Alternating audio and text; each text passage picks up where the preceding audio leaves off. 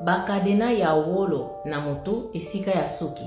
Moto bozomona likolo awa kombo na ye Dansour aza producteur rappeur mexicain.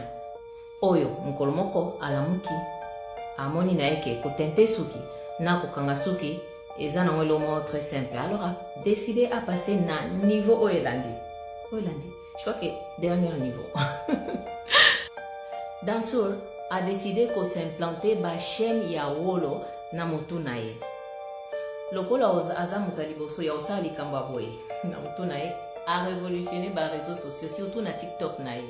Na TikTok na ye liboso azalaki na ba 10 000 followers, actuellement passé de 10 000 followers ya ko accumuler 2 millions ya ba followers et puis na moment oyo tozoloba azo continuer toujours ko augmenter ba nombre wana. Pour clarifier quelques doutes ya batu a expliqué na vidéo moko ke ba chaye ba crochet na mutu mobimba peut permettre à accrocher ba cadena ya wolo na mutu na ye. Dansour a ebisi biso lisusu ke chaque cadena ya wolo ezo coûter ba $100,000. Alors ezali à peu près ba 80,000 un peu plus ya euros. Ba intérêt mo un peu inestable. Bon, basiquement c'est ça.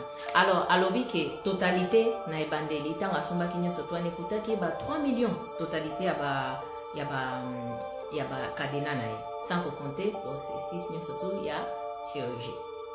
Abakisi lisusu ke pona ye alala lokola ba wolo ezaka na poa makasi esengaka alongola yango pona alala, sinon mo alala ezate.